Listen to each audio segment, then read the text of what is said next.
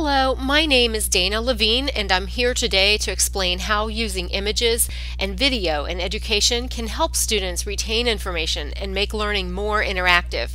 By the end of this presentation, I hope you will have found some new ideas to enhance your teaching.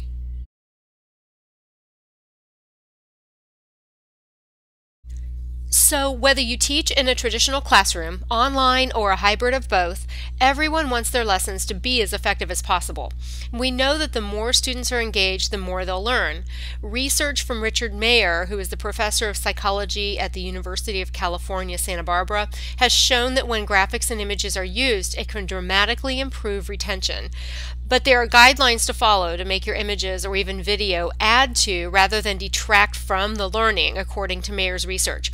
The things to keep in mind when using visuals and videos are images must be spot on, relevant, and congruent with the subject, because if they're not, the image can actually distract the learner.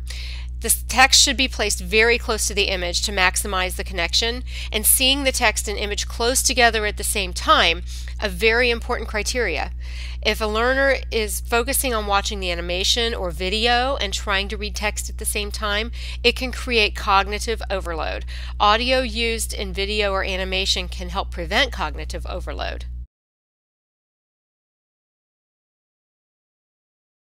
Video's unique ability to animate and visualize can be really effective if it directly correlates with a lesson.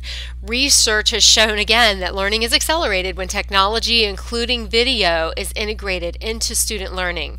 Video allows students the ability to move away from textbooks and virtually travel around the planets or 3D galaxies. Just think about how much more engaging this type of learning is compared to looking at pictures in a book. Because video has the unique ability to help students visualize concepts and processes, it can be used to observe such lessons as logarithms or molecular modeling. Simulations or video can also provide special learning tools such as closed captioning that assist students with disabilities. YouTube is a growing resource for educational videos, and some of my favorites are SciShow, 60 Symbols, Khan Academy, and Crash Course. The image I used for this slide is from 60 Symbols, and the host is conducting an experiment to show how rainbows are formed.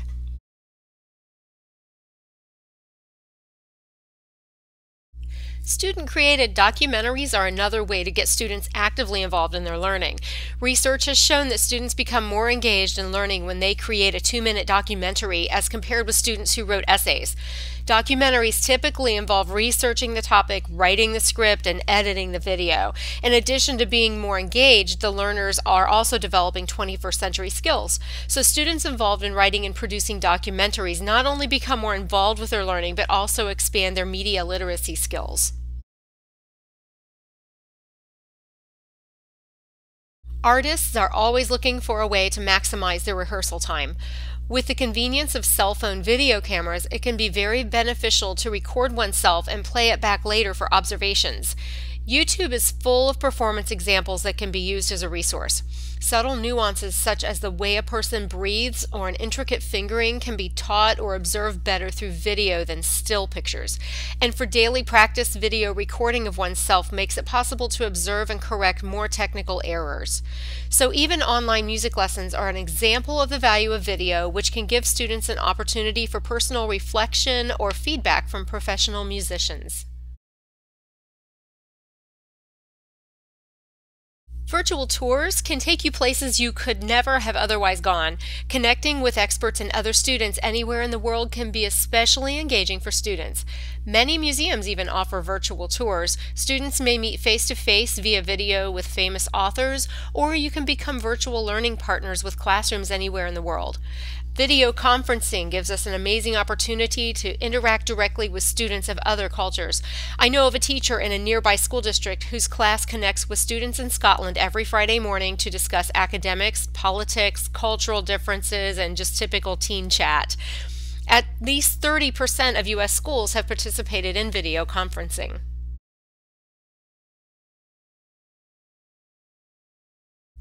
Teacher-created videos can be a great way to give students access to your lesson.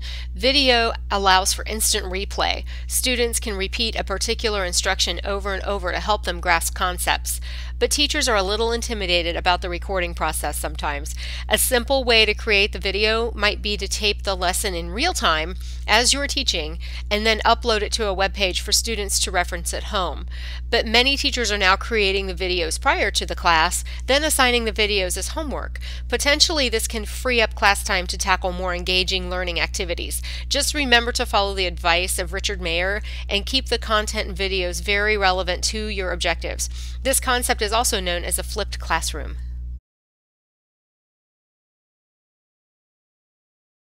Videos can be even more educational when created by the students.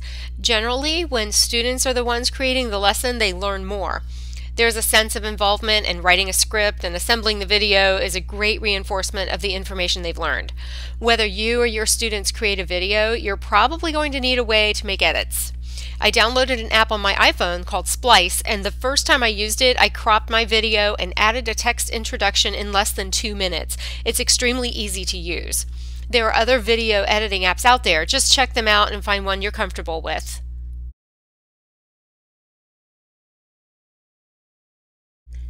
Video podcasts are another great way to record your lessons from anywhere. Also known as vodcasts, they too can be a great way for students to document and share assignments as a unit project. They can create a vodcast themselves using a video camera on their smartphones or on their own computers. Students will learn more with a vodcast project as they type scripts, take photos, record the vodcast, and edit the recording. Vodcasts can also be a really effective way to activate prior knowledge at the beginning of a new unit. Students can watch the vodcasts outside of class time for a refresher on what skills will be required to succeed in your class. Remember to use relevant, congruent images in your vodcasts to help enhance the connection to the material.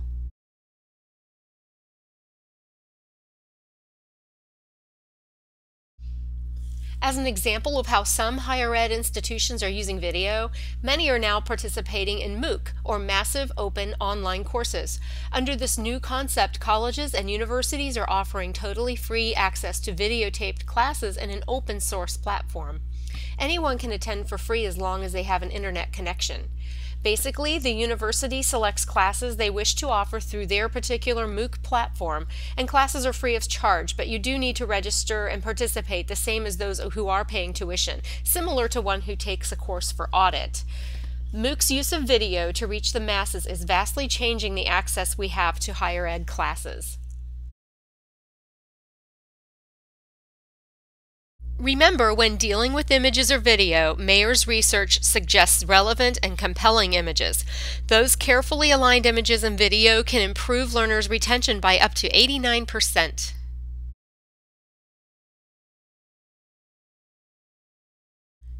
For more information on using video to enhance learning, please check out my list of references.